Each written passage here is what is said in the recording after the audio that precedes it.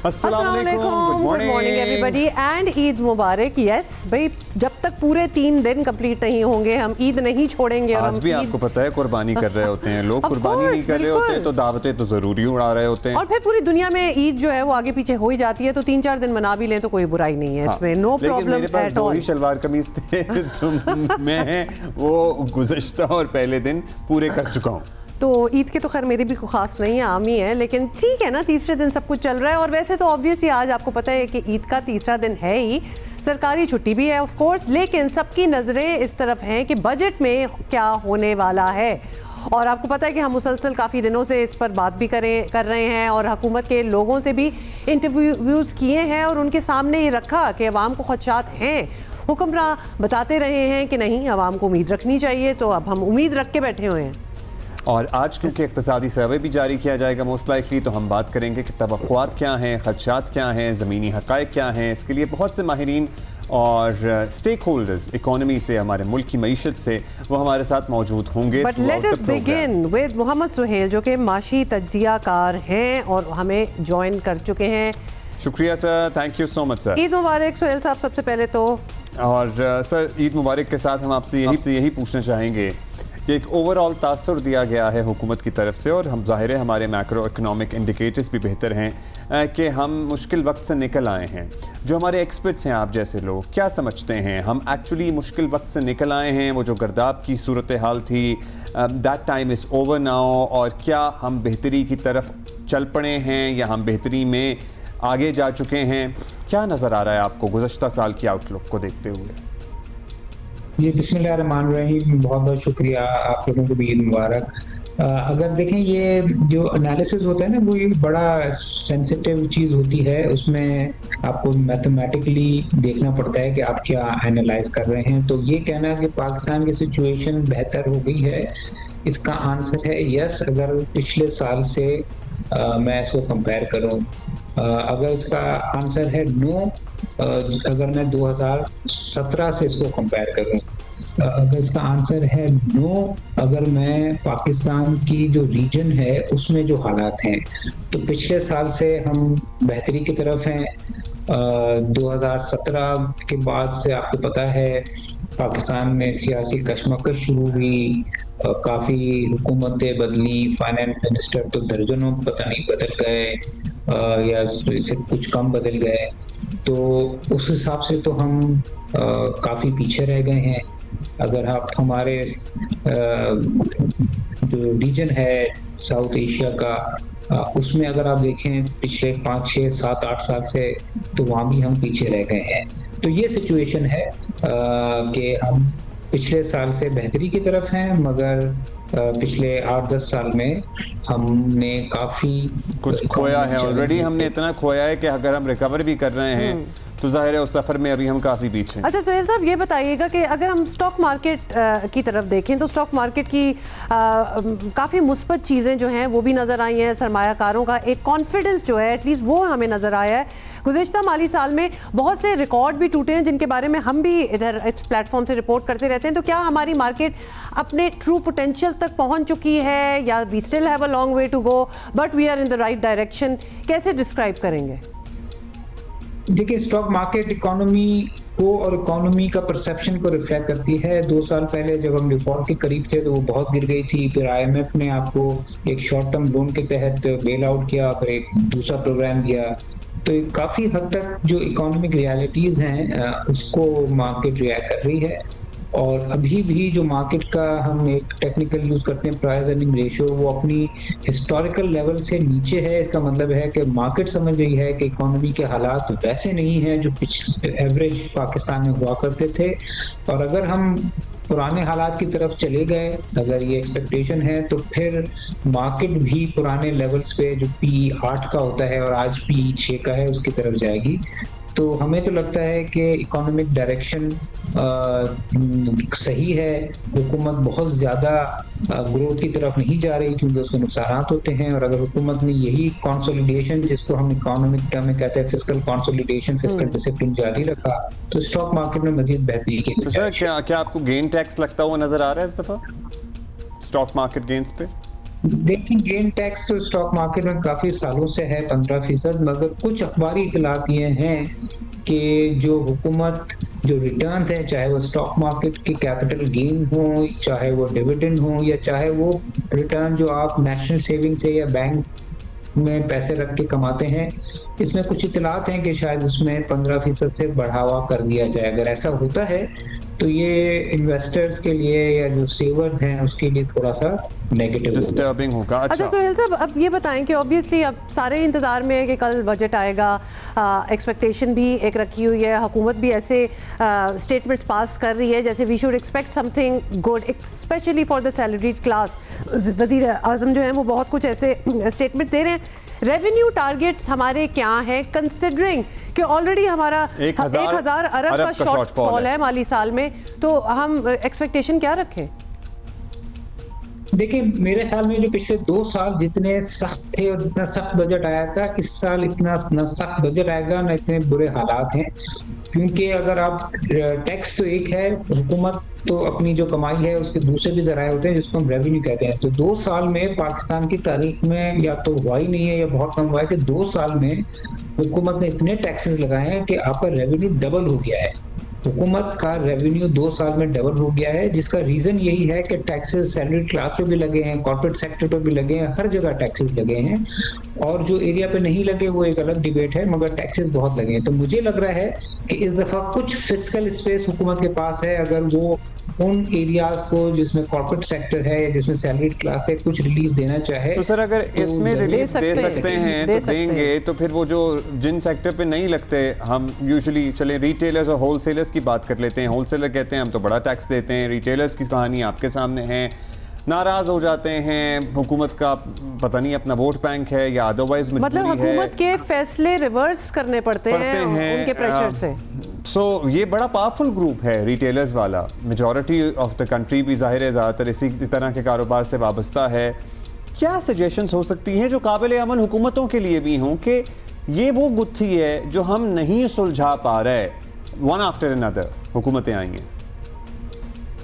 देखिए, मैं ये किसी को सपोर्ट नहीं कर रहा, मगर ये जो रिटेल सेक्टर है इसका टैक्स लगाना इजी सेट देन डन है, क्योंकि लाखों या पता नहीं कितने मिलियंस रिटेलर हैं और कोई एक कनेक्टेड नहीं है। हमें नहीं पता कि आपके सामने जो परचून की दुकान है या आपके घर के पीछे जो ब्यूटी पार्लर है या कोई ट्यूशन सेंटर है वो कितना कमा रहे हैं, क्योंकि उसको ट्रैक करना बड़ा मुश्किल है। आई थिंक उसमें सबसे अच्छी चीज़ जो हुकूमत कर सकती है, अगर वो कल ये बजट में कह भी देती है कि हम सारे रिटेलर पे 50% टैक्स लगा रहे हैं, तो ये कलेक्ट कैसे किया जाएगा? तो मुझे लगता है कि इसका हल यही है जो फाइनेंस मिनिस्टर ने हिंट भी दी है कि डिजिटाइज करें चीज़ों को, कैश की हैंडलिंग को ख़त्म करें या कम से कम करें। अब एक प्रपोजल है कि पेट्रोल अगर कैश पे लेंगे तो महंगा होगा, क्रेडिट कार्ड पे डिजिटल पेमेंट पे सस्ता होगा। इस तरह की चीज़ें करनी पड़ेंगी। और मैं पिछले 10 साल से आपके चैनल पे कह रहा हूँ, शायद 10 नहीं 15-20 साल हो गए होंगे, कि हुकूमत को ये इंसेंटिवाइज करना चाहिए। और तो कुछ क्रेडिट कार्ड्स पे कहीं कहीं के सूबों में, सिंध में, पंजाब में अभी बेनिफिट मिलना शुरू हुआ है, कि क्यों हम 50,000 25,000 की लिमिट नहीं लगा देते कि आप कोई भी बिल 25,000 से ऊपर है तो आप कैश में पे नहीं कर सकते। दुनिया में कोई मुल्क नहीं होगा या एक दुका मुल्क होंगे जहाँ पे आप कैश काउंटर पे खड़े रह के बैंक के करोड़ों रुपए निकाल लेते हैं। आप दुबई में जाके 5,000 दिरहम निकालना मुश्किल है, अमेरिका में $2,000 निकालना मुश्किल है। तो आई थिंक गवर्नमेंट को कैशलेस इकोनॉमी या डिजिटाइजेशन की तरफ करना पड़ेगा। और ये जो रिटेल और ग्रोसरीज हैं जो हम कहते हैं कि पोटेंशियल है, उसका पोटेंशियल भी कैपिटलाइज जब भी होगा जब हम उसको चीजों को डिजिटाइज करेंगे। So, एक सजेशन आपने ये दिया कि इट साउंड्स वेरी गुड, लेकिन हम जरा इमेजिन करने की कोशिश कर रहे हैं कैशलेस इकोनॉमी के लिए। अगर हम अपने रूरल सेंटर्स को देखें, मतलब हमें तो बड़ा ओवरहॉलिंग अपने बैंकिंग सिस्टम को भी करनी पड़ेगी, बिकॉज पैसा ही वो रखते हैं हाथ में। You would hardly see anybody using card बनवाना या फिर इवन ट्रस्टिंग लाने के मुतरादिफ है। सोहेल साहब, ट्रस्ट का भी बड़ा इशू होता है। पैसा हाथ में होगा तो बड़ा ट्रस्ट आ जाएगा, कार्ड से इतनी वहां नहीं वो मानते। हमारे यहाँ banks are not willing to make credit cards for a lot of people. नहीं, देखिए दो चीजें हैं। Credit card doesn't mean digitisation. अब तो ये जो जैज कैश और इजी पैसा और ये बहुत सारी चीजें हैं, उसके लिए आपको कोई बैंक अकाउंट की जरूरत नहीं है, वॉलेट्स आ गए हैं। तो आई थिंक वो जो है बैंक्स का केवाईसी अपनी जगह है, बट ये जो दूसरे डिजिटाइजेशन आ गई है उसमें नहीं है। और जिस तरह आपने कहा कि देखिए ये हमारा कल्चर है कि जेब में पैसा होना चाहिए, बट अब वो कम से कम होता जा रहा है। हमने इंडिया में भी देखा है कि फ्रूट वाला है, पकोड़े वाला है, हलवा पूरी वाला है, उसके पास भी एक कोड होता है। Most of the people now also जी जी, have चाइना में तो these इंडिया से भी wallets पहले here. वो क्यूआर कोड पे ठेले वाले तो भी मैं- क्यूआर मैं- कोड पे चलते हैं। हाँ, मैं यही कह रहा हूँ ना कि जिस तरह पहले पंजाब ने, फिर पिछले साल सिंध ने डिजिटल पेमेंट्स पे डिस्काउंट्स दिए या कोई इंसेंटिव दिया, तो इस तरह का जब इंसेंटिव होगा तो इसमें कोई दो नहीं है कि अगर आप बकरा ले रहे हैं 50,000 का और क्रेडिट कार्ड से या जैज कैश से वो 48,000 का है, तो सब 48,000 में लेना शुरू कर देंगे। तो इसके लिए कुछ ना कुछ हमें इंसेंटिव निकालना पड़ेगा, जिसमें इनफैक्ट बैंक एक रोल प्ले कर सकते हैं। आज आप कराची के रेस्टोरेंट में जाएं तो हर कार्ड पे 20-25% डिस्काउंट है। That's तो right. इस तरह का कोई इंसेंटिव स्कीम निकालें तो ये डिजिटाइज हो सकता है, बट उसके लिए हुकूमत को लिमिट लगानी पड़ेगी। एक लेवल के बाद कैश की एक्सेप्टेबिलिटी, चाहे वो इलेक्ट्रिक का बिल हो, गैस का हो, टेलीफोन का हो, पानी का हो, व्हाटएवर, उस पर पाबंदी लगानी जरूरी है। सर हमारे यहाँ एफबीआर के अभी हम टारगेट्स और शॉर्टफॉल की बात कर रहे थे। 1000 अरब का शॉर्टफॉल आ रहा है। हमारे टारगेट्स क्या अगली दफ़ा के लिए रियलिस्टिक होने चाहिए या इतना शॉर्टफॉल इज़ ओके? ये आप प्लीज़ हमें बता दें। नहीं, देखिए टारगेट का शॉर्टफॉल अपनी जगह, मगर पिछले 2 साल में मैंने आपको कहा ना, हुकूमत डबल ने हुई है टैक्स हुकूमत की आमदनी। डबल कर दिया है। कोई 25-30% एक इकोनॉमी जो 2.5% से बढ़ रही है, वो 30% ज्यादा टैक्स दे रही है। तो रिगार्डलेस ऑफ टारगेट शॉर्टफॉल एक अच्छी कलेक्शन हुई है, और जिससे IMF खुश है, जिसकी वजह से उन्होंने हमें पहले रिव्यू में पास कर दिया। हमारे पड़ोसी बांग्लादेश और श्रीलंका का रिव्यू डिले हो गया था, तो इस हिसाब से तो पाकिस्तान में काफी बेहतरी आई है। टैक्स टू GDP रेशियो भी बढ़ा है। तो मुझे लगता है कि अगले साल का टारगेट जो है वो बहुत ज्यादा नहीं होगा, और अगर इकोनॉमी जो पिकअप कर रही है, अगर वो पिकअप करेगी तो हो सकता है कि अगले साल भी हम टारगेट अचीव ना कर सके। मगर ये जो गैप आया है इस दफा 1000 अरब का, वो इसलिए आया है कि इकोनॉमी ग्रो नहीं कर पाई, और अगर अगले साल इकोनॉमी थोड़ी सी ग्रो कर लेती है 4% के करीब, तो शायद अगला साल टारगेट वर्सेस कलेक्शन बेहतर हो। ये गैप जो है बेसिकली ये जरा कम होना शुरू हो जाए अगर इकोनॉमी ग्रो करे। जी मोहम्मद सुहेल साहब, बहुत बहुत Thank you. शुक्रिया, आपने ईद पे टाइम निकाला हमारे लिए। Thank you. ओके, चलो that was a little bit you know promising. हाँ, थोड़ी सी तसल्ली हमें होगी। आप हम बात कर रहे हैं मईशत की, क्योंकि बजट की आमद है, ईद भी साथ साथ चल रही है, सो वो आप अपना कंटिन्यू रखें, लेकिन हमारी बातें भी साथ साथ आप सुनते जाइए। अच्छा, क्योंकि ब्रेक हमारे से साथ पहले मेहमान मोहम्मद भी सुहेल हैं। साहब थे हमारे साथ, माशी तज्जियाकार हैं, लेकिन फिर उनसे भी बात करते हुए हमने कहा ताजिरों से जरूर बात करनी चाहिए, तो लिहाजा अब हम वो करेंगे। हैं जो पिसते रहते हैं। 11 महीने में अब तक 500 अरब रुपए सैलरीड क्लास ने टैक्स दिया है। Can you imagine that? फिर बात सेक्टर हैं जो नहीं उस तरह से कंट्रीब्यूट करते, जो नहीं करते। एक्सपोर्टर्स से बाय द वे 250% ज्यादा टैक्स दिया सैलरीड क्लास ने। आप ये फिगर्स जो है ना, ये जरा आप नोट करते हैं। जावेद कुरैशी साहब रिप्रेजेंट कर रहे हैं ऑल पाकिस्तान अंजुमन ताजरान सिंध को, हमारे साथ आते रहते हैं, हर साल ही आते हैं। बहुत शुक्रिया जावेद साहब। ईद मुबारक। ईद मुबारक पहले तो आपको। जावेद साहब, मतलब ये अब इदराक है दुकानदारों में, आप को नहीं मैं कह रहा, मतलब ओवरऑल जनरली दुकानदारों में के टैक्स नहीं देंगे तो मुल्क नहीं चलेगा, या फिर एक बाल की खाल निकालते रहें, भाई हमें कौन सी सड़क मिल रही है, हमें कौन सा पानी मिल रहा है, हमें कौन, मतलब हम आर्ग्यूमेंट पे 6 चीज़ें और डाल सकते हैं। क्या ये एहसास है अब जो दुकानदारों की भी अगली नस्ल आ गई ना, एक नस्ल के बाद एक नई नस्ल है, जो नौजवान बच्चे उनके बैठ रहे हैं, उनको ये एहसास है या उन्होंने भी उसी पैटर्न पे चलना है? बिस्मिल्लाहिर्रहमानिर्रहीम। शुक्रिया अब्दुल्ला हुमा, आपको सबको ईद मुबारक हो। जी सर। अच्छा जी, आपने बहुत ज़बरदस्त बात कही।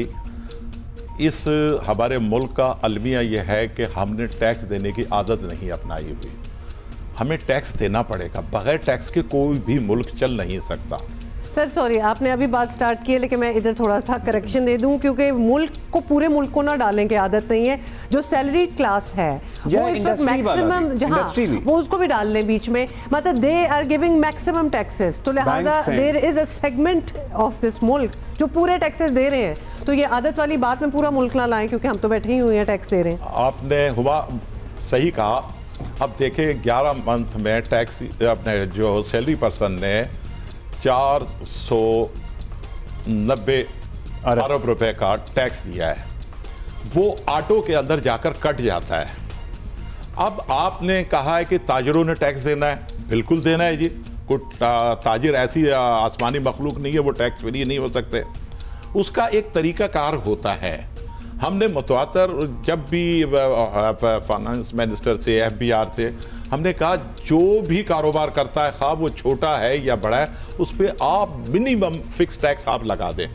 अभी तो वो 1 रुपया भी नहीं दे रहा। आप वहाँ से जब फिक्स टैक्स की बात होती है, मुख्तलिफ तंजीमें एहतजाज शुरू कर देती हैं। कभी भी नहीं हुआ फिक्स टैक्स पे, कभी भी नहीं हुआ। ये बिल्कुल गलत बात है। और कभी भी ये बात में ऑन रिकॉर्ड जितना हो या हर ताजिर की हैसियत के हिसाब से टैक्स हो, मतलब medium, lower tier and top tier. मैं ये कहता हूं कि आप पर शटर पर 1000 रुपया टैक्स लगा दें। आज तो आपके पास 1 रुपया भी नहीं आ रहा। 70 लाख आपका जो है छोटा ताजिर काम करता है। मैं छोटे ताजिरों की इस वक्त बात कर रहा हूं। तो मुझे बताएं, आप इसको कैलकुलेशन करें ग्रेजुअली। उसको ये कहते हैं आप 3 साल का, 5 साल का, वो एक अदर टैक्स फॉर्म हो, वो जाके बैंक के अंदर करे और गवर्नमेंट को वो टैक्स मिले। अब देखिए ताजिर दोस्त स्कीम उन्होंने दी, गवर्नमेंट ने बुरे तरीके से नाकाम हो गई। नाकाम। बिजली के बिल में भी तो टैक्स डालने का एक दफा प्लान आया। देखिए वो टैक्स का ऐसा था कि बिजली के प्लान में हमने ही एहतिजाज किया था। मैं आज आपके सामने ऑन एयर ये बात कर रहा हूँ। हमने जब मिफ्ता इस्माइल साहब ने ये तजवीज़ दी थी, फिर मरियम नवाज साहिबा ने कोई इंटरफेयर किया और वो वापस लिया। हमने ये कहा था कि आप उसकी नोयत उन्होंने गलत लगाई थी। उसमें टैक्स का रेशो उन्होंने बहुत ज़्यादा डाल दिया था। हालांकि ये एक बिल्कुल आसान तरीका था कि आप बिजली के बिल में 13 किस्म के पहले ही आप टैक्स दे रहे हैं और मज़ीद आप उसके अंदर आप इनकम टैक्स भी उसमें शामिल कर रहे हैं। तो ये तरीका का। लेकिन एक सेकंड, वो वाला टैक्स जिसकी आप बात कर रहे हैं, बिजली का बिल एंड ऑल, वो तो हम भी दे रहे हैं, सारे ही दे रहे हैं। नहीं, आप डोमेस्टिक में इनकम टैक्स नहीं है, ये कमर्शियल के ऊपर जो है वो टैक्स लगता है। आप कारोबार तो नहीं करती, आपके घर अगर मेरा बिल 25,000 से ज्यादा होगा तो मेरे टैक्सेस की शरह भी तकरीबन वो बढ़ जाएगी शरह, लेकिन आप इनकम टैक्स नहीं देंगे। ये बात मैं आपको एक बात समझाने के लिए 25,000 से ज्यादा पे आप सूरत हाल क्या हुई। 25 से 30 लाख रुपया ताजिर दोस्त स्कीम के अंदर उन्होंने टैक्स कलेक्शन किया। उससे ज़्यादा उन्होंने पब्लिसिटी, कोई कोऑर्डिनेटर बना दिया, ऑफिसों के खर्चे। यार ऐसा काम क्यों करते हैं इस मुल्क के साथ। हम ये कहते हैं टैक्स ताजिर देगा, इंशाल्लाह देगा। मैं आपके प्रोग्राम के में बैठ कर आज एग्री करता हूँ कि तमाम छोटा ताजिर छोटा सर ये इंशाल्लाह 75 साल से ज़ायद हो गए इस मुल्क इसको अब अल्हम्दुलिल्लाह कर दें। ये कन्वर्जन कब होगी? ये मसला हम इंतजार कर रहे हैं, मतलब 10 साल से हम जियो पाकिस्तान कर रहे हैं। हम ये अनाउंस करें कि अल्हम्दुलिल्लाह ताजिरों ने टैक्स देना शुरू कर दिया। मतलब ये बात कब हतमी पॉइंट तक पहुंचेगी? इस मर्तबा कोई बातचीत है? बिल्कुल। देखें अभी तक नया बजट आपके पता है कि कल आ जाएगा, लेकिन उस बजट के अंदर अब तक कोई भी मुशावरत नहीं की गई। अब्दुल्ला साहब ये बात आपको भी पता है, मुझे भी पता है, एक बच्चे को भी पाकिस्तान तो आप खुशी हो जाए, हो सकता है लग ही ना रहा हो, कुछ भी नहीं लगेगा। नहीं, टैक्स तो लगना है। अभी मैं आपसे वही बात कर रहा हूँ ना, 12,900 का टारगेट दिया FBR को, वो शॉर्टफॉल 1,000 का आ गया। अब बताएं मजीद वो 14,200 का उनके पास अब जो फिगर जो आ रही है उसके अंदर वो टैक्स था। 2,000 अरब रुपए का मजीद इस बजट में टैक्स लगेगा। उसके बगैर हुकूमत आगे चल नहीं सकता, मुल्क नहीं चल सकता सर। अच्छा, थोड़ा सा स्टैट्स थोड़े से शेयर कर दें ताकि लोग जो हमें देख रहे हैं, और सर शायद आपके लिए भी ये हो डॉन्टिंग सी फिगर्स, लेकिन अगर हम 2022-23 की बात करें, 11 महीने में 23-24 की हम बात कर रहे हैं, 17 अरब जो थे वो टैक्स कलेक्शन हुई है ताजरों से। 500 अरब जो हुई है वो हुई है सैलरी क्लास से। आप फर्क देखिए, ये मैसिव फर्क है। आप देखिए salary person only income tax देता है, लेकिन ताजिर इनकम टैक्स के अलावा दूसरे टैक्सेस भी अदा करता है। कौन से सर? मुझे टैक्स देते हैं, जीएसटी देते हैं, इनकम देते हैं, हर बिल, हर खर्चे, हर बच्चों की फीस, वो तो सारे ही दे रहे हैं ना, सब मिलके दे रहे हैं। देखिए बिल्कुल हम लिटरली 200 रुपए की चीज पे 20 रुपए दे रहे होते, मतलब दे रहा है कंज्यूमर है, आवाम दे रही है, लेकिन आपके कहने का मतलब था कंज्यूमर दे रहा है। लेकिन आपका कहने का मतलब था कि हम तो सिर्फ इनकम दे रहे हैं, हम तो सारे टैक्सेस दे रहे हैं। नहीं देखिए, अब यहाँ एक बहस ये शुरू हो गई कि सैलरी पर्सन इतना टैक्स दे रहा और ताजिर बिरादरी की तरफ से टैक्स नहीं आ रहा। ये सर किसी तबके से भी बात होगी तो ये बात होना स्टार्ट हो जाएगी, बिकॉज हमने पिछले कुछ सालों में देख लिया है कि एंड में सर सिर्फ सैलरीड पे ही आते हैं सारे टैक्सेस, बिकॉज बाकी आराम से निकल जाते हैं। जैसे कि 500 अरब रुपए और 17 अरब रुपए में फर्क कितना बड़ा है? बहुत बड़ा फर्क है ये तो, मतलब आटे में नमक जितना फर्क है। ये इसलिए हो रही है ना। ये देखिए, आप जो बात करें टैक्स जरूर इस मुल्क से मिलेगा। मैंने अभी भी आपसे ये कहा कि छोटा ताजिर यहाँ जो है वो तकरीबन 70 लाख अफराद से आप छोटा मिनिमम, मैं कहता हूँ कि 1000 रुपये टैक्स आप उस पर डालें। जो नॉन फाइलर, वो फाइलर भी आपका बन गया उसके थ्रू। और आपकी ये तजवीज़ है कि 1000 रुपए पर शटर से शुरू कम देखें।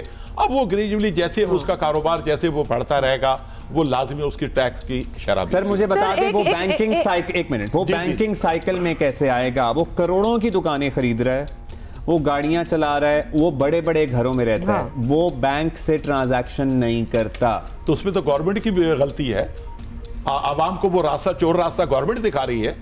आप मेरी बात सुने, आप ये कहते हैं कि इसमें ताजिर की नीयत का कोई फर्क नहीं है। देखिए लाजमी जब चोरी जब वो कर रहा है, उसे एक रास्ता मिल रहा है तो वो चोरी करेगा। ताजिर, देखिए ताजिर को मुल्क में बदनाम किया जाता है कि ये टैक्स नहीं दे रहा और ताजिर टैक्स चोरी कर रहा है।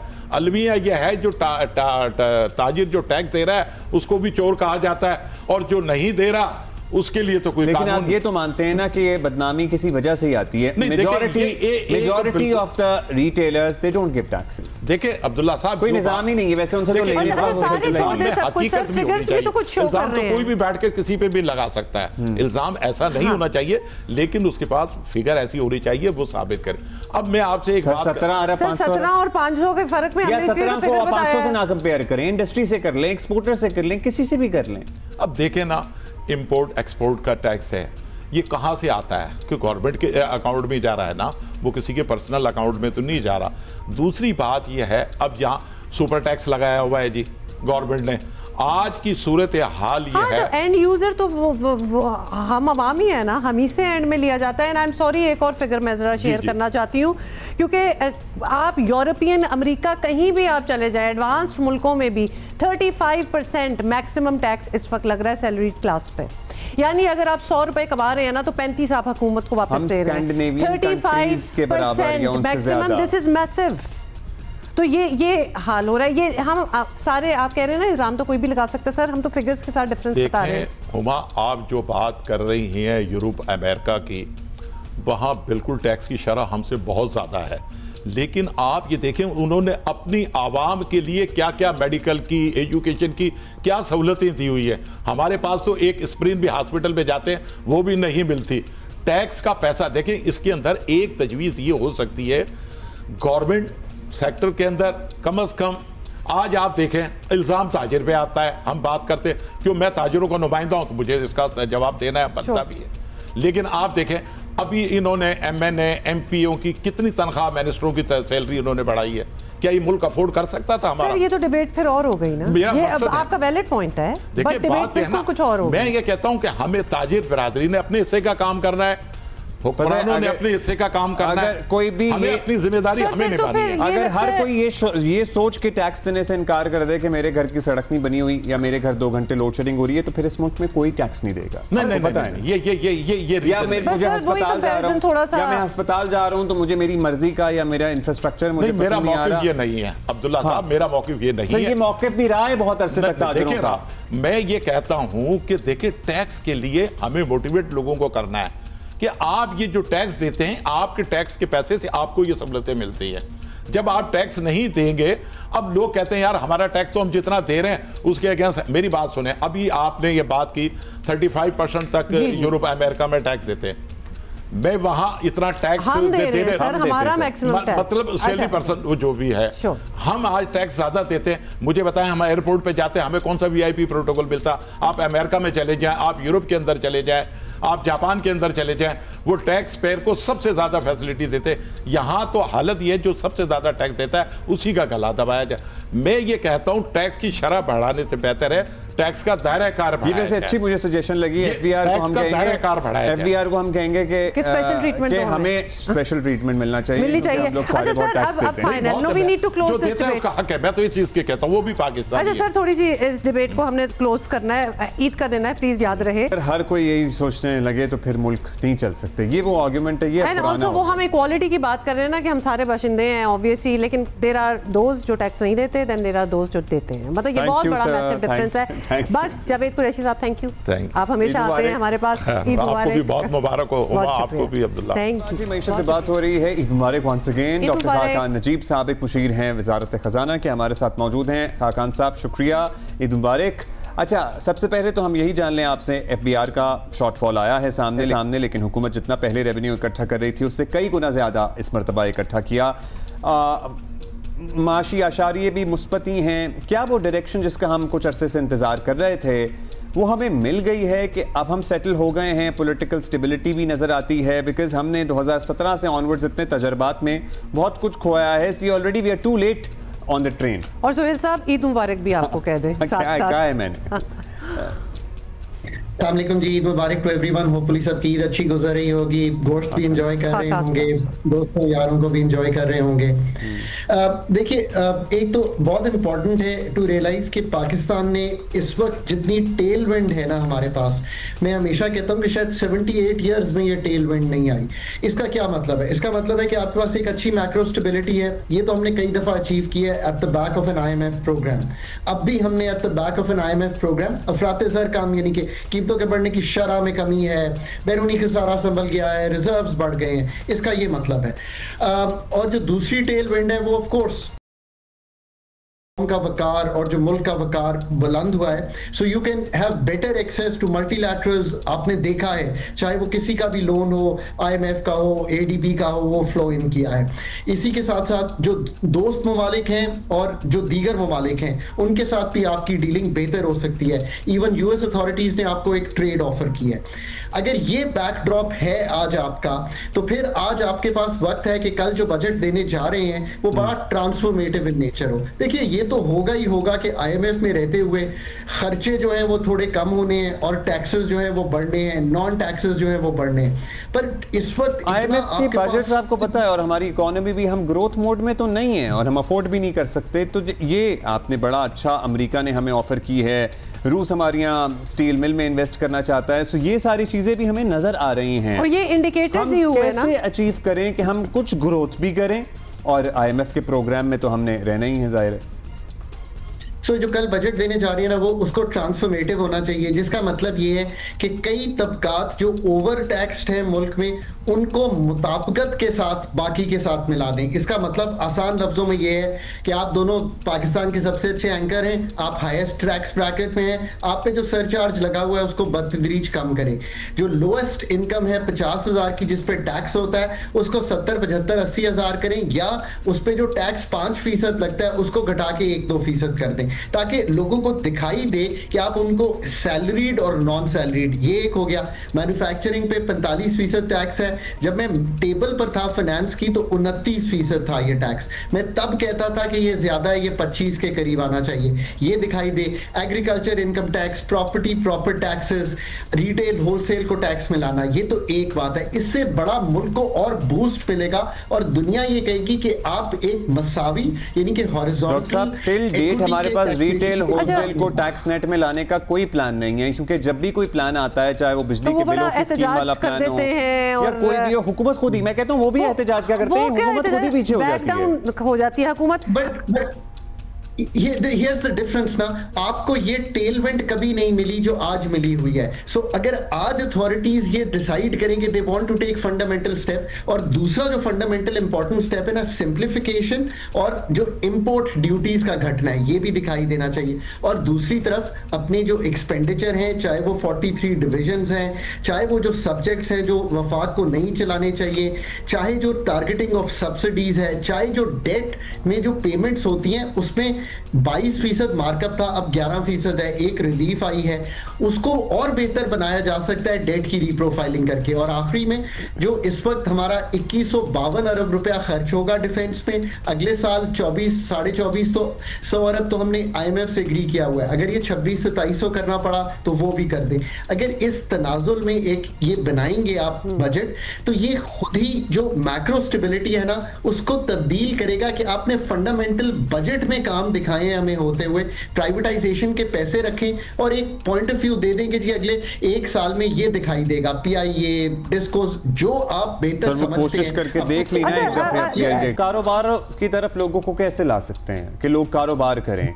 हमने रियल स्टेट देख लिया, बड़े अरसे से नहीं चल रहा, बंद पड़ा है सब कारोबार, मतलब जो प्रॉपर्टी डीलर्स थे वो दफातर बंद करके बैठ गए। उसके बावजूद भी उस तरह से मैन्युफैक्चरिंग में, इंडस्ट्रीज़ में, कारोबार में आपको लगता है कि उससे फ़र्क पड़ा, लोग इस तरफ आए, लोगों ने शिफ्ट किया? क्योंकि अभी तो रियल स्टेट भी बंद है और बाकी चीज़ें भी कुछ नहीं हो रही। ओवर द ईयर्स, आपने ये बहुत अच्छा सवाल इसलिए किया कि ओवर द ईयर्स पाकिस्तान की जो मैन्युफैक्चरिंग है ना, वो जो इकोनॉमी का हुजम है उससे उसके मुताबिक कम होती रही है। पहले 18% होती थी, अब ये 12-13% रह गई है। अगर आपका बेहतरीन दोस्त चाइना है तो उसने तो सिर्फ मैन्युफैक्चरिंग यानी कि फैक्ट्री ऑफ द वर्ल्ड बनकर ये काम किया है। उस तरफ लाने के लिए टैक्सेस के निज़ाम को आसान बनाना पड़ेगा। ये दिखाएं कि अगर 101 के करीब आकर मैन्युफैक्चरिंग में लोग चेक करेंगे, आपको इतना रेगुलेटरी हैवी हैंडेडनेस होगी, वो भी दिखा दें बजट में कि हमने ये अदारे बंद करने का फैसला कर लिया और इससे इतने पैसे बच रहे हैं। मतलब P&D भी बंद हो रहा है, यूटिलिटी स्टोर्स कॉर्पोरेशन भी बंद हो रहे हैं, बड़ी अच्छी बात है। इनके पैसे दिखाएं, 1.5 लाख नौकरियां कम हो रही हैं, उनके पैसे दिखाएं। इसी तरह बहुत सी रेगुलेटरी एजेंसीज बंद करके दिखाएं, तीनों सतह पर, प्रोविंसेस की सतह पर, डिस्ट्रिक्ट की सतह पर, फेडरल की सतह पर, ताकि लोग बिलीव करें कि एक डीरेगुलेटेड इकोनॉमी में जा रहे हैं। मैं फिर कहता हूं, this is probably the best time in 78 years to present a transformative budget.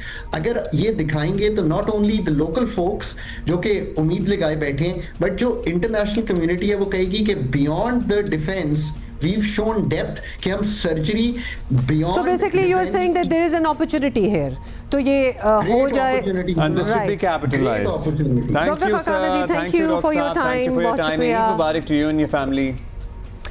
अच्छा जी, सो अभी हम और ऐसी बातें करेंगे। If you have any questions, माना कि ईद चल रही है लेकिन ये बजट भी आ रहा है, राइट टू आस्क आज पाकिस्तान टीवी, और थोड़ा देर से भी उठ रहे होंगे ना, आई एम श्योर। डेफिनेटली, मतलब first 2 days of Eid are obviously heavy, लेकिन बहुत से लोग जो होते हैं वो आज के दिन भी कुर्बानी कर रहे होते हैं। हाँ, और पर्टिकुलरली जिन्होंने ऊंट रखे होते हैं ना, ऊंट की कुर्बानी तीसरे दिन हमने अक्सर देखी है। क्यों ऊंट की कुर्बानी तीसरे दिन? I don't know, it's a tedious process certainly.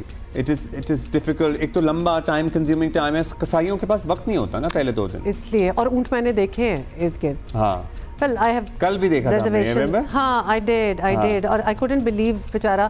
खैर anyway, I have my reservations इतनी बड़ी कुर्बानी के, but we have other things to talk about।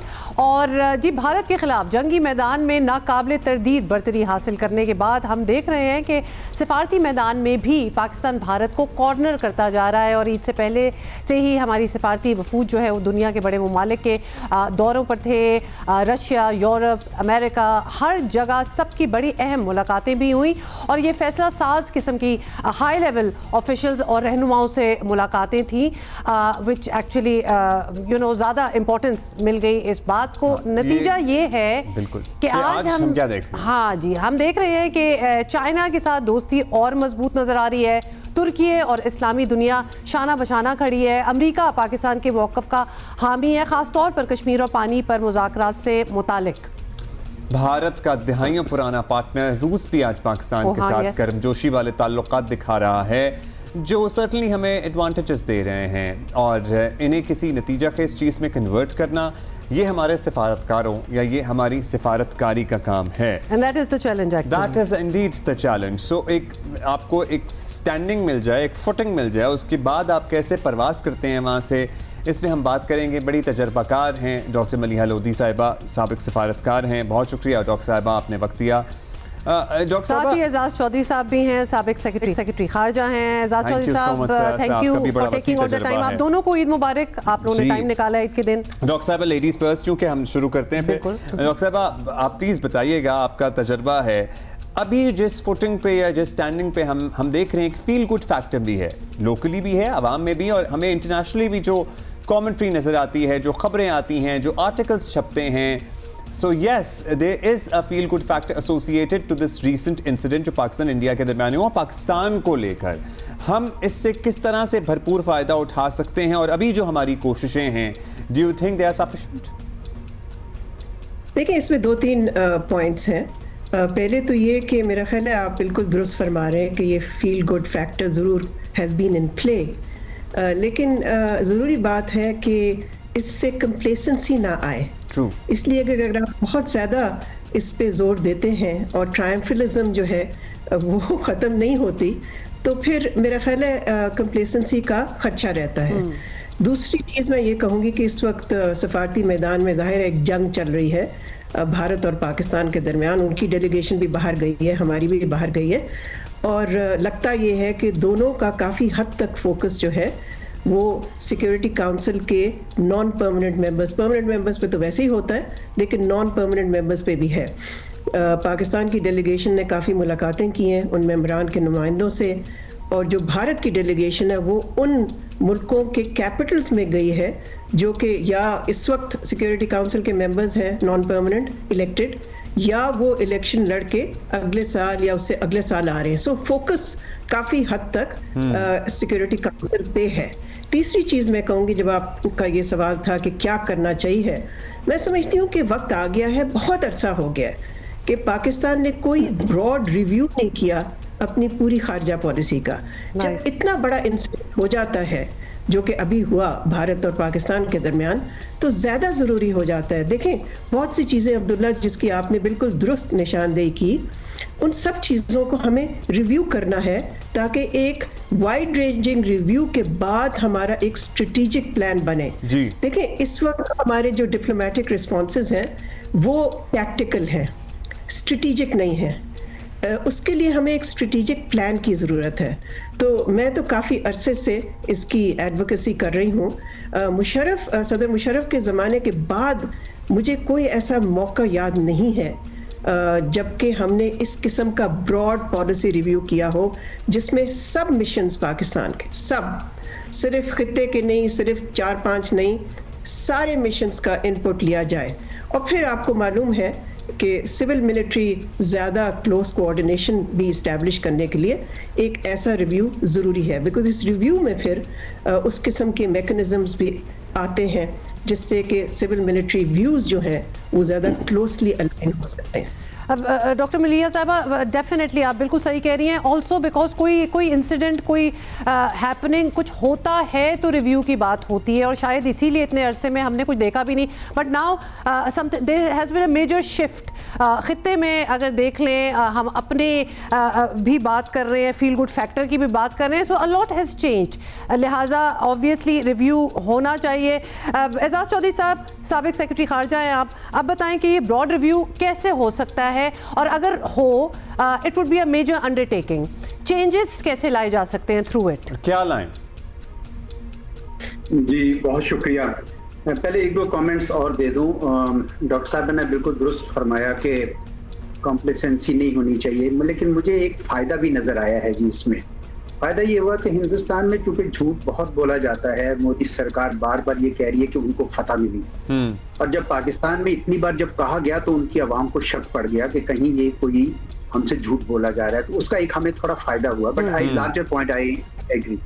दूसरा, ये जो मेंबर्स को मिल रहे हैं उनमें मेरे ख्याल में एक और कैटेगरी बड़ी ही अहम है, वो है कि जो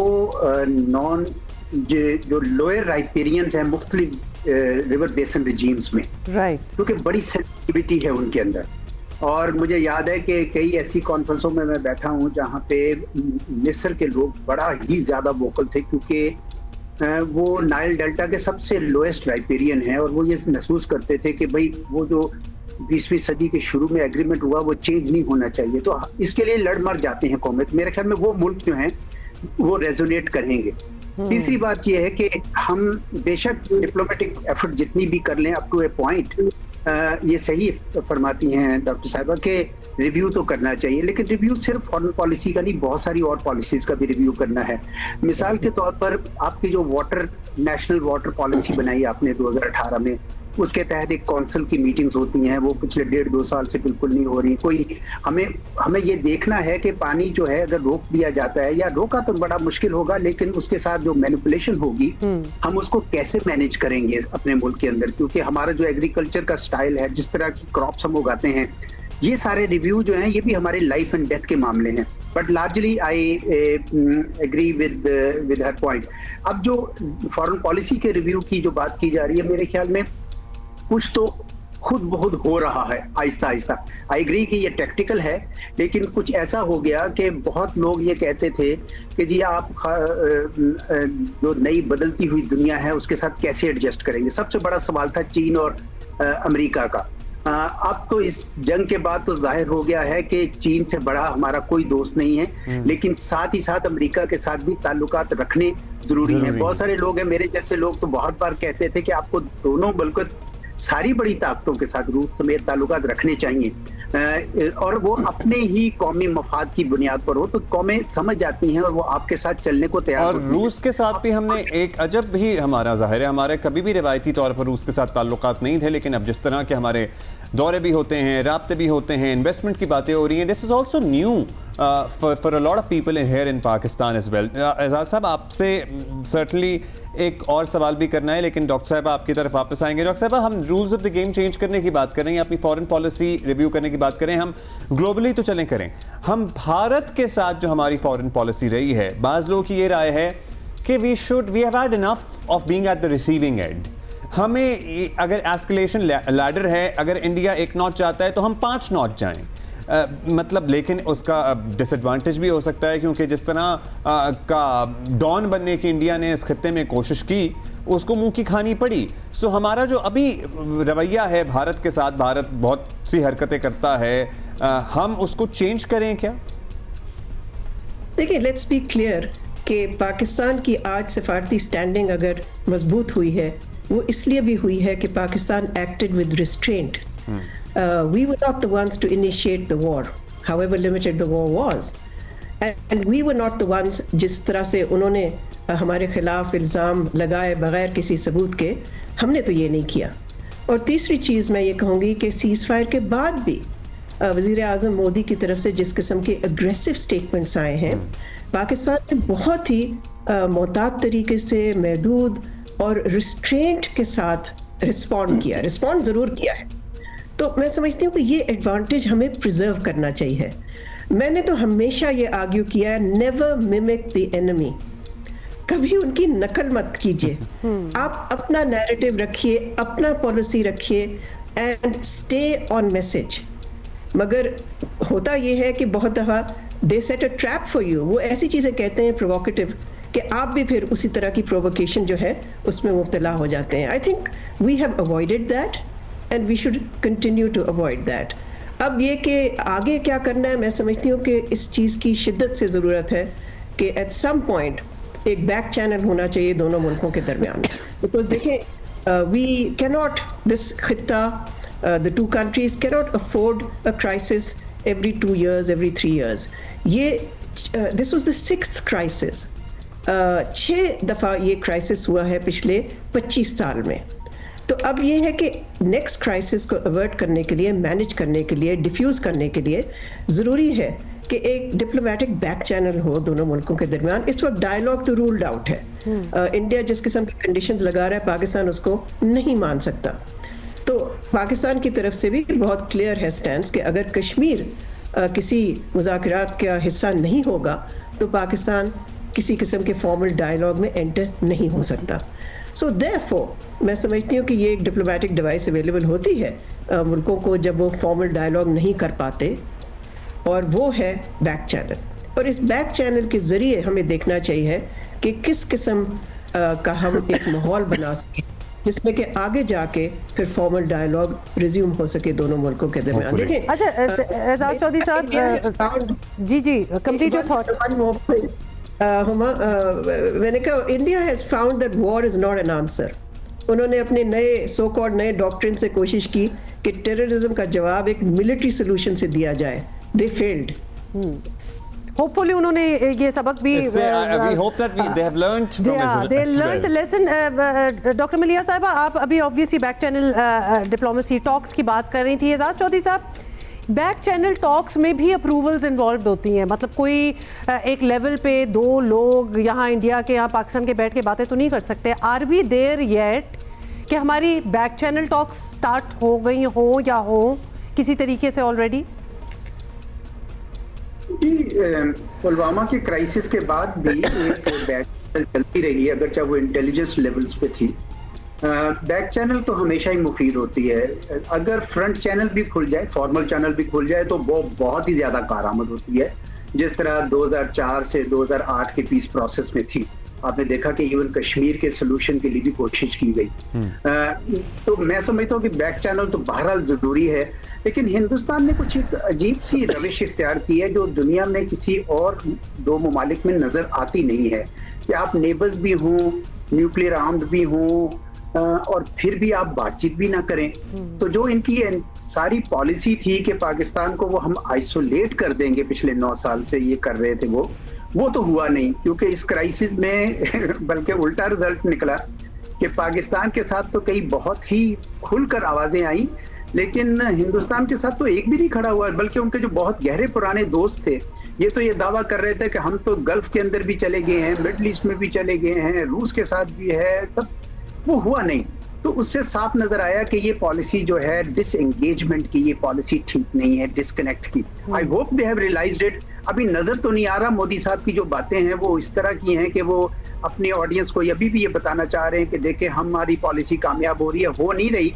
आहिस्ता आहिस्ता आवाजें उठ रही, और अगर कल को ये बिहार के इलेक्शन में हार गए तो फिर तो इनका सियासी कैरियर ही खत्म हो जाएगा। इसी खतरे की वजह से ये अब और भी ज्यादा बढ़ के बोल रहे हैं। लेकिन मैं सुन रहा था इनके जो गए हैं वफूद, स्पेशली डॉक्टर शशि थरूर को, तो अपनी खूबसूरत अंग्रेजी के बावजूद उनका मुकदमा बड़ा कमजोर रहा, क्योंकि हक पर नहीं थे। उनके पास कोई एविडेंस नहीं थी। जब वो सवाल करते थे लोग तो उनके पास कोई जवाब नहीं था, और वो इतना भयानक, इतना बड़ा आपने कदम उठा लिया सिर्फ एक मफरूजे की बुनियाद पर कि पाकिस्तान ने किया होगा। तो पाकिस्तान का इस दफा मुकदमा भी अच्छा है, मजबूत है, इसीलिए हमारी जो सुनवाई भी ज्यादा है। बहुत शुक्रिया आपका, थैंक यू सो मच। आपने भी बिल्कुल ठीक बात की, मुकदमा मजबूत हो तो फिर उसकी सुनवाई भी हो ही जाती है। मतलब एक ये सारे जंग का एक निचोड़ अगर अब बैठ के देखें ना, अब इतने हफ्ते बहुत शुक्रिया डॉक्टर साहब, बहुत शुक्रिया एजाज साहब। तो ये आपने हमें टाइम दिया, बिल्कुल यही लगता है, और हमारे गेस्ट भी इसी तरफ ही इशारा कर रहे थे कि India did not think it through. इन्होंने अपना होमवर्क जिसको कहते हैं ना नहीं किया, एविडेंस कोई बनाते या कलेक्ट करते, या they did not do it. और उन्होंने अगले को मतलब लिटरली उन्होंने एक मुल्क पे हमला कर दिया विदाउट रियली, उसके पीछे बहुत सी रीजनिंग होनी चाहिए एटलीस्ट अगर बात यहाँ तक पहुँच जाए। They did not do it. अब उनको दुनिया में मुल्क जाके अब वो अपने किस्सा कहानी और अपनी तरफ ऑब्वियसली अपना झूठ भी छुपा रहे हैं बीच पे, 100 झूठ बोल रहे हैं, तो अब वो मान नहीं रहे ना दुनिया को, नजर आ रहा है। जाहिर है इंडिया कहते हैं हम जीत गए, हम तो जीत ही गए हैं, हम अपनी बात करेंगे। ये दुनिया जब पूछती है ना कि ये कौन फैसला करेगा, तो देख लीजिए कि कौन अपने लोगों से और दुनिया से झूठ बोलता रहा है। जिसको झूठ बोलने की, जो नहीं जीता वो झूठ बोलेगा, और वो झूठ बोल रहा है। अभी कुछ दिन पहले पाकिस्तान सुपर लीग का 10वां एडिशन हुआ मुकम्मल, और ऐसा खूबसूरत टूर्नामेंट था जो बहुत अप्स एंड डाउन्स से भरपूर रहा। और ये बड़े वजूहात, एक तो एक्स 10th था तो ये इसलिए याद रहे, माइलस्टोन है तो याद रहेगा, लेकिन so much happened during it. जंग हो गई, टूर्नामेंट बंद हो गया, सारे दुबई चले गए, फिर सोचा दुबई में होगा, फिर सारे वापस आ गए, जंग भी बंद हो गई, हम जीत भी गए, तो बहुत कुछ होता रहा। और फिर जिसको कहते हैं ना चेरी ऑन द टॉप जो था, वो लाहौर कलंदर का ट्रॉफी ले जाना वाज अ मेजर इवेंट। और हमारे लिए तो खुशी का बायस इसलिए भी रहा, एक तो टूर्नामेंट रिज्यूम हुआ, हालात नॉर्मल हुए, दूसरा ये कि लाहौर कलंदर हमारी अपनी टीम ये टूर्नामेंट जीत गई और 4 साल में तीसरी दफा PSL की चैंपियन करार पाई। Awesome is that. और हम दोनों के लिए तो इसलिए भी अच्छा हुआ कि एक मैच में तो हम गए थे हाथ बटाने और डेबी, तो लिहाजा हमें लगा कि हमारी अपनी थोड़ी सी कंट्रीब्यूशन भी है इस जीत में। अच्छा जी, इसी पे हमने बात भी करनी है, इसी पे हम बात करेंगे। CEO लाहौर कलंदर राना आतिफ हमारे साथ मौजूद हैं। राना साहब, आप बहुत सारे लोगों को गुड लक चाम कहते हैं, लेकिन एक्चुअल गुड लक चाम ना आप अपनी टीम के लिए आप खुद हैं। और समीन हैं।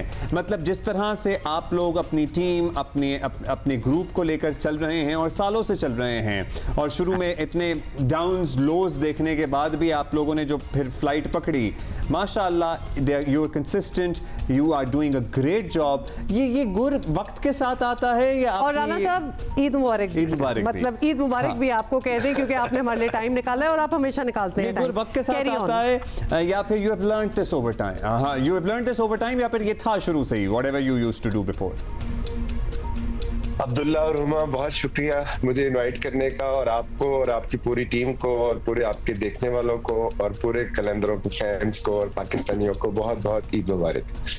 अब्दुल्ला, ये पैदाइशी होता है, ये अदरवाइज नहीं आता, क्योंकि देखें जो लोग हार को सेलिब्रेट कर सकते हैं ना, जीत उनसे दूर नहीं होती। और हमेशा से ये बात करता हूँ कि एक प्रोसेस का नाम होता है। जीत जो है वो आपको प्लेट पे रख के नहीं मिलती। फ्लूक से कई दफा लोग जीत जाते हैं, लेकिन जो प्रोसेस से जीतते हैं ना, वो कंसिस्टेंसी उसमें ज्यादा होती है।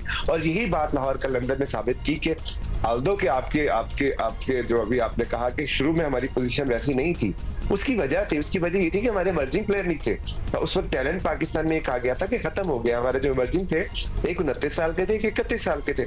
सो ऑब्वियसली एक मस्ट खेलता है, तो हम तो 10 प्लेयरों से खेलते थे क्योंकि वो इतने कंपेटिटिव नहीं थे। सो फिर हम प्लेयर डेवलपमेंट प्रोग्राम के साथ आए और जो वादा किया था कि हमने यूथ को एंगेज करना है, पाकिस्तान के बेआबाद मैदानों को आबाद करना है और क्रिकेट को वापस लेके आना है और दुनिया को ये बताना है कि इस मुल्क में बहुत टैलेंट है और सिर्फ आपको प्लेटफॉर्म चाहिए। तो प्लेटफॉर्म क्रिएट किया। वो 3-4 साल लगे, फिर पहले फखर आए, फिर शाहीन आए, फिर हारिस आए, फिर अब्दुल्ला आए, फिर जमान आए। तो वो जब हमारा कैप्टन प्लेयर डेवलपमेंट प्रोग्राम से लड्डी कोतल से शाहीन बने और चक सवारी से जमान इमर्जिंग बने और लाहौर में मैचेस हुए, प्ले ऑफ हुए, तो ऑब्वियसली ट्रॉफी तो कलंदर्स की होनी थी। बेशक, और बड़ी अच्छी तरह आपने एक्सप्लेन कर दिया कि कहाँ से शुरू हुआ और कहाँ तक आए। अब ऑब्वियसली इस सारी जर्नी को 10 साल तो हो चुके हैं, क्योंकि PSL X जो है अभी हमने किया है, सेलिब्रेट किया है। आप लोगों ने जब शुरू किया होगा तो कोई मैनिफेस्टो होगा, कोई ब्लूप्रिंट बनाया होगा। वी वांट टू नो कि इन 10 सालों में क्या आप वापस उस पे जाते रहते हैं टू एटलीस्ट चेक योरसेल्फ कि क्या हम उसी डायरेक्शन में जा रहे हैं जिसमें हमने डे 1 पे सोचा था कि हम यही करेंगे? तो बस देखिए भाई, बात है ना कि हमारा पर्पस डिफरेंट था इस टीम को लेने का, इसीलिए हमने लाहौर की टीम सेलेक्ट की थी कि लाहौर पाकिस्तान का दिल है और दिल को जीते बगैर आप किसी को नहीं जीत सकते। तो हमने नौजवानों को अंदर पेनिट्रेट करना था, उनको प्लेटफॉर्म देना था। तो क्रिकेट से बड़ा इवेंट क्या हो सकता है पाकिस्तान में जो पूरे पाकिस्तान को जोड़ता है? तो ब्लूप्रिंट सिर्फ एक था कि पाकिस्तानी यूथ को जो है इनकरेज करना है, आइडेंटिफाई करना है और शोकेस करना है और दुनिया को बताना है कि इस मुल्क में कितना टैलेंट है। तो मैं समझता हूँ कि अल्लाह ताला ने हमें ये कामयाबी दी और अल्लाह ताला का जितना शुक्र अदा करें उतना कम है कि ना सिर्फ हमने यूथ को एंगेज किया बल्कि आइडेंटिफाई करके दुनिया को शोकेस किया। और आज 6.5 लाख से ज्यादा बच्चों के हमने जब 60% ऑफ पाकिस्तान में ट्रायल लिए तो उसमें से 76 प्लेयर्स ऐसे हैं जो कि इस डेवलपमेंट प्रोग्राम से वन वे और दी अदर सामने आए। तो आज आप देखेंगे पाकिस्तान में बहुत से ऐसे प्लेयर हैं जो रिप्रेजेंट कर रहे हैं। अभी अली रजा नई सेंसेशन पेशावर से जो सबके सामने आई, वो भी हमारे इस प्रोग्राम से आए। सलमान शाह इस प्रोग्राम से आए, जमान खान इस प्रोग्राम से आए, जहां खान आए, अभी मोहम्मद नईम आपने देखा पारा चनार के। सो जो हमने वादा किया था पाकिस्तानी यूथ से वो अल्लाह का और वादे जो है ना आपने और भी बहुत से कर दिए हैं, क्योंकि क्रिकेट तक आप माशाअल्लाह अल्लाह करे कि आप कभी ना रुकें, आप महदूद नहीं अपने आप को रखना चाहते। आपने अभी मीनार पाकिस्तान पर फ्रेंड्स ऑफ कलंदर का जो इतना बड़ा लॉन्च किया, मतलब वो एक अलग अपनी नौयत का प्रोग्राम है। हम दोबारा having this opportunity again on Eid, हम जानना चाहेंगे कि वो किस स्टेज पर है, उसके पीछे क्या थॉट प्रोसेस है, क्या आइडियाज़ हैं, कौन कौन से शोबे हैं जिनको आप प्रायोरिटी के ऊपर जिन पे काम करना चाहते हैं? अब्दुल्ला, वो मीनार पाकिस्तान आपने देखा कि मेरा नहीं ख्याल कि नॉन पॉलिटिकल इवेंट जो है वो इतना बड़ा किसी ने किया और उसको भरा हो। सो जो हमारा पहला डेकेड था वो हमने क्रिकेट के नाम किया, प्लेयर डेवलपमेंट प्रोग्राम लेके आए, हाई परफॉर्मेंस सेंटर बनाया, मुख्तलिफ मुल्कों से 5 मुल्कों से कॉन्ट्रैक्ट किए, एक्सचेंज प्रोग्राम किए। अब जो नेक्स्ट डेकेड है वो हम पाकिस्तानी जो बाकी यूथ है जो क्रिकेट को मुस्तफीद नहीं होती उनके लिए हम लेके आ रहे हैं, और उसके लिए आपसे जो वादा हमने यूथ से किया था कि एक ऐप तैयार करेंगे कि वो बताएंगे कि उनकी प्रायोरिटी क्या है। उनकी प्रायोरिटी हॉकी है, उनकी प्रायोरिटी बास्केटबॉल है, उनकी प्रायोरिटी एंकरिंग है, उनकी प्रायोरिटी सिंगिंग है, एक्टिंग है, पेंटिंग है, कंटेंट राइटिंग है, and the list goes on. So ये बेसिकली हम एक प्लेटफॉर्म का किरदार अदा करेंगे, हम उनको डिक्टेट नहीं करेंगे, ये वो अपना इंटरेस्ट बताएंगे कि वो किस में आगे आना चाहते हैं। अच्छा राना साहब, specifically for women and young girls कोई स्पेसिफिक प्रोग्राम इनके लिए हो सकता है? वी डू अंडरस्टैंड कि आपके जो हाई परफॉर्मेंस सेंटर है वहाँ बच्चियाँ भी कितनी बार तो हमारे ही प्लेटफॉर्म से आप लोगों ने मैसेज आ जाता है कि बिल्कुल कि ये हमारी तरफ भेज दे। सो वी डू नो कि आप लोगों का इंटरेस्ट है, हम खुद भी रेकमेंड कर देते होते हैं, बट बहुत ज़्यादा और आने की ज़रूरत है because there is so much talent among the girls, young girls in sports, और उनको वो उस तरह एवेन्यू नहीं मिलते। So in the next 10 years का अगर आप सोच रहे हैं तो उसमें स्पेसिफिकली फॉर गर्ल्स कुछ हो सकता है? देखिए, हम तो ऑलरेडी कर रहे हैं, जिस तरह आपने जिक्र किया कि जो भी आपका बच्चा बच्ची आपके शो पे आया और वो टैलेंटेड था तो उसको हमने एंगेज किया। हाँ, समिया नाम की एक लड़की, आपको शायद याद हो, सो वो 2018 में इंजी भाई जब थे हमारे साथ और शुएब भाई थे और आके भाई, सो उस वक्त उधर कोई 23,000 बच्चा ट्रायल देने आया लाहौर में, और उसके अंदर वो नन्ही सी परी भी आई, और उस वक्त उसको इंजी भाई ने कहा कि यार इसमें बहुत जबरदस्त टैलेंट है।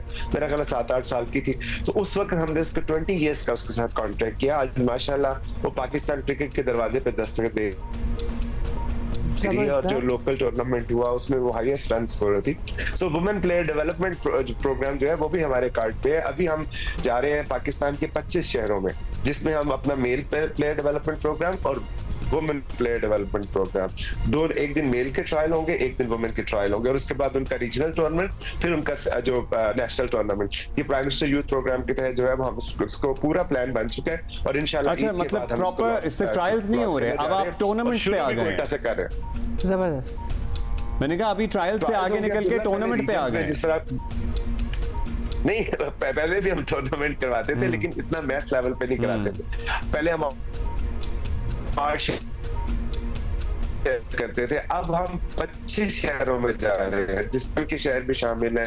60 हम बलूचिस्तान से कर और गिलगित बल्तिस्तान और कश्मीर में कर रहे हैं। सो ये अपने अपने रीजन के ऊपर ये टीमें बनेंगी, अपने अपने रीजन्स में खेलेंगी। उसके बाद जो बेस्ट ऑफ द बेस्ट होंगी वो सेंटर में फिर आएंगी और उनका टूर्नामेंट होगा, और जो best of the best players होंगे, जीतने वाली टीम नहीं, जो best of the best players होंगे वो हमारे हाई परफॉर्मेंस सेंटर में उनको स्कॉलरशिप पे एडमिशन मिलेगा, और उनको ना सिर्फ क्रिकेट सिखाई जाएगी बल्कि स्पोर्ट्स साइंसेस में डिप्लोमा में दिया जाएगा। सो ये 2 से 3 महीने का प्रोग्राम है। हमें बड़ा अच्छा लगा ये आपका सारा program, and we want to wish you best of luck for it. आपको पता है ना, हम हमेशा मौजूद रहेंगे। जी, जब भी आपको हमारी सर्विसेज चाहिए, we are here, our platform is here. तो प्रोग्राम अब्दुल्ला जब प्रोग्राम नहीं भी होता था तब भी आपकी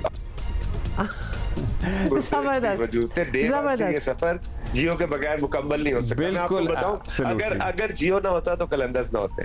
तो मेरा जियो की पूरी मैनेजमेंट को, उनके ओनर्स को मेरा दिल से जो है ना वो सलाम। सर, आपको पता है जियो पाकिस्तान का भी ये 10वां साल है और पीएसएल भी आपने 10वीं उठाई है। सो हम साथ साथ चल रहे हैं माशाल्लाह। ये माइलस्टोन्स हैं हमारे, ये माइलस्टोन्स हैं। राना साहब, ईद मुबारक once again to you and best of. जबरदस्त। लाहौर कलंदर शहर ना, हमारी बातचीत होके एक अच्छा सा एक माहौल और भाई अब इसमें कोई ढकी छुपी बात नहीं है। I am biased. We are biased towards Lahore Qalandar. They are family for us. दुनिया के उन खुशनसीब ममालिक में से एक है जिनके पास एक बड़ा साहिल समुंदर है और इसके फ़ायदे बहुत सारे हैं। पहले तो हम ज़ाहिर है पता ही है, हमें फ़िशिंग होती है, ट्रेड होती है, इकोनॉमी है, हमारी बंदरगाह है, लेकिन इसके साथ हमने क्या सुलूक किया है ये भी बड़ा। अच्छा, ये क्या टर्म कभी आप लोगों ने सुना होगा कि हमें अपने समुद्रों को सेहतमंद रखना है? बिकॉज अभी जो हालात हैं, जो पोल्यूशन का लेवल है, आलूदगी का जो लेवल है, वो हमारे समुंदर उस तरह पाक नहीं है। और दुनिया में रिवर्सल्स जो हैं वो हुए हैं, हमने सक्सेसेस देखे हैं, तो वो हमें भी अडॉप्ट करने पड़ेंगे। ऑब्वियसली हमने अपना एक इकोसिस्टम को ज़रा बैलेंस रखना है, वापस बैलेंस की तरफ लाना है। तो इससे मुताल्लिक जी आगे ही के लिए हर साल 8 जून को, यानी कल था 8 जून, वर्ल्ड ओशन डे मनाया जाता है। और आपको पता है ऐसे दिन तो हम बिल्कुल नहीं भूलते, तो आज हम सेलिब्रेट भी करेंगे, ऑब्जर्व भी करेंगे। और इसके लिए हमें ज्वाइन किया है national institute of maritime affairs से हमारे साथ मौजूद हैं कोमल शब्बीर साहिबा और डॉक्टर नाजिया शेर। ईद मुबारक टू बोथ ऑफ यू। बड़ा इंपॉर्टेंट टॉपिक भी है और आपने ईद के दिन हमारे लिए टाइम निकाला है। डॉक्टर नाजिया, मैंने अभी जो ये कहा है कि दुनिया ने पोल्यूशन, आलूदगी, कुछ रिवर्स की है, अपने समुद्रों को कुछ सेहतमंद की है, सफाई की है ना, यानी हम कुछ कर सकते हैं बेसिकली। बिल्कुल। अच्छा, अस्सलाम वालेकुम। मेरा इस वक्त ताल्लुक national institute of maritime affairs से है और हम लोग वर्ल्ड ओशन डे का सेमिनार अभी हम कल सेलिब्रेट करके आए हैं 3 जून को। और लेटेस्ट हमारी अभी एक एक्टिविटी भी हुई है बीच क्लीनिंग की। जो आप कह रहे हैं ना आलूदगी फैल रही है, तो ऊपर वाली सतह पे तो हम ये आलूदगी को कंट्रोल कर सकते हैं। लाइक जो सिंगल यूज़ प्लास्टिक है उसको हमने कलेक्ट कर लिया, या सिंगल यूज़ प्लास्टिक पे हमने बैन कर लिया।